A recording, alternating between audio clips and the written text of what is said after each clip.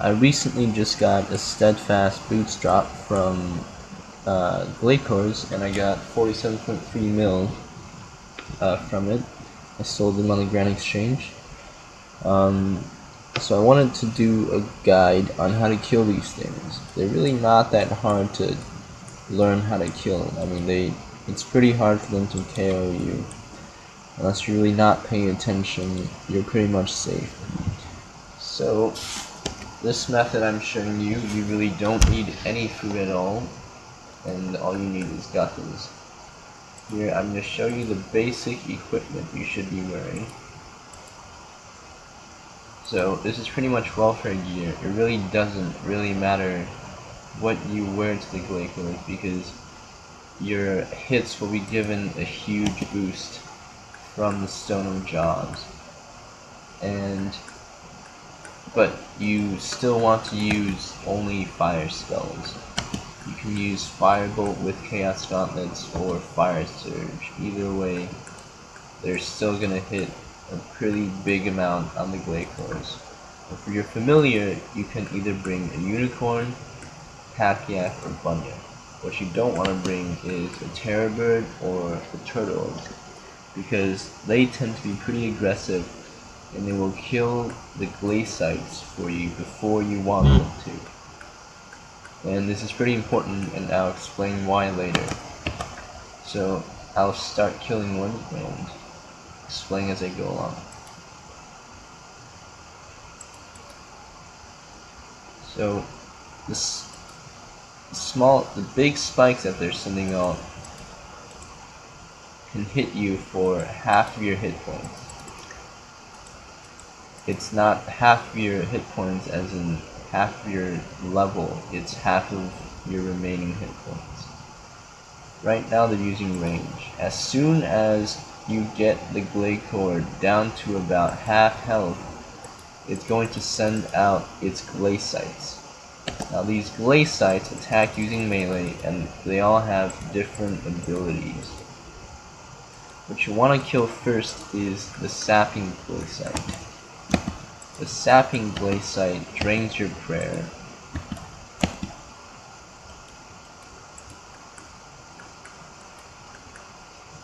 The enduring glacyte has very high defense, and the closer it is to the Glacor, the harder it is to kill. And the unstable glacyte explodes and takes up a huge chunk of your life points. It basically explodes, hurts its own life points to give you to do you a lot of damage. Now the next one you want to kill is the enduring glacyte. You want to be pretty far away from the Glacor. Now as soon as it's about to explode, you want to step away. And because it explodes, it's pretty easy to kill since it doesn't have any life points left. Now once you kill all the glacytes, you want to head back and kill the Glacor. Now one thing I didn't mention is that the last glacyte you kill will transfer its abilities to the Glacor. So if you choose to kill the sapping glacyte or enduring glacyte last, then this Glacor will get its abilities. But since the sapping glacyte and the enduring glacyte have pretty annoying abilities to transfer to the Glacor, you don't want to transfer those abilities to the Glacor. You want to transfer the unstable one. See, as it explodes, it hurts itself, which makes it easier to kill. Alright, now you want to switch your attack back to mage and watch its attack.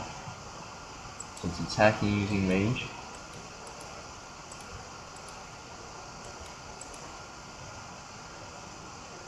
Now you want to just finish it off. Be sure to watch your prayer points, because if you run too low, that'll be pretty bad.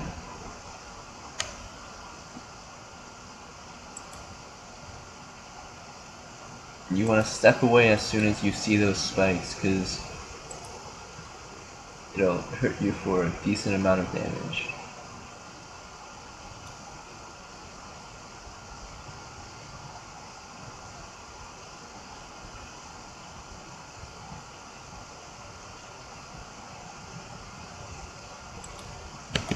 we go. Alright, I'm going to show you a little more advanced method of saving prayer. Well, basically, glacors attack using these ranged and magic attacks. And what their attacks are very similar to jabs, so they basically don't hit you until the very last second. Unlike most attacks, you have to pray before the animation to prevent it from hitting you. But with the glacors, you can pray at the very last second.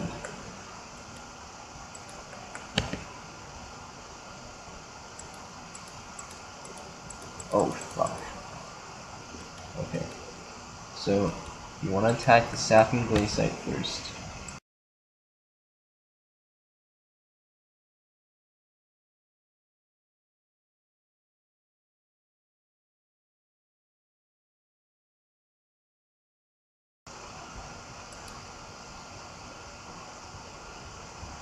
Alright. So I'm going to show you some prayer flashing.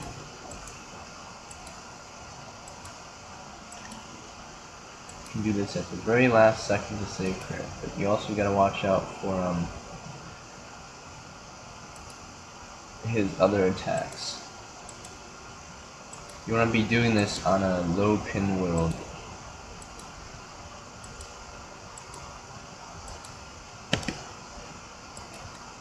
Now there's one more method that is pretty useful, which is maneuvering the glacytes so that only two glacytes are attacking you. You want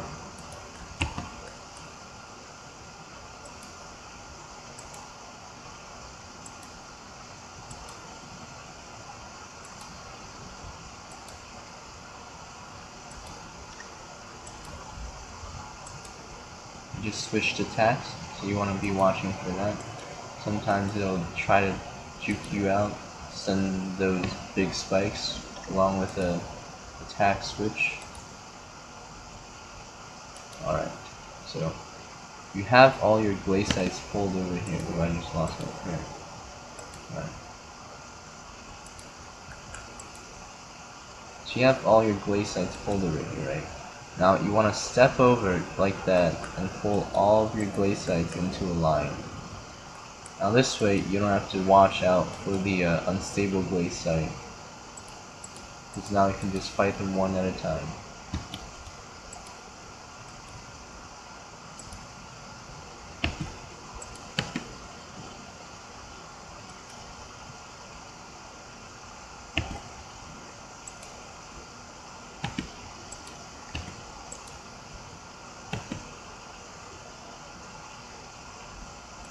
Pretty hectic in here.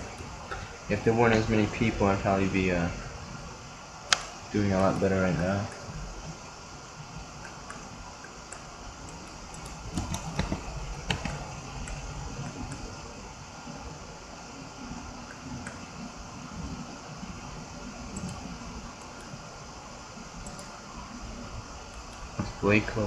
His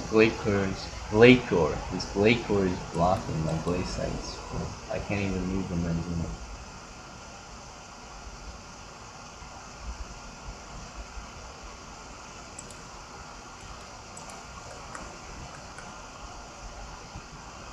But see, once you have them in this position, it's pretty convenient because you don't have to care about the unstable glacyte exploding on you.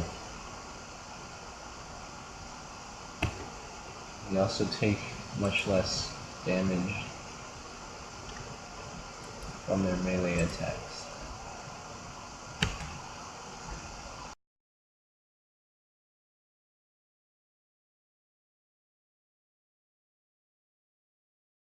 If your prayer flashing is working properly or not.